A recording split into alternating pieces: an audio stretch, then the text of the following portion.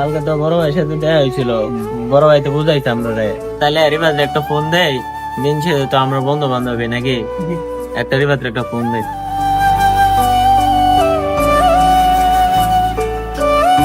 মামা কই তুই?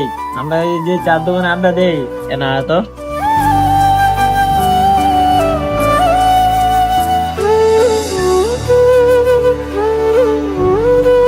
কালকে অপমান করলে আবার আজকে ডাক দিতে গেলে কেন?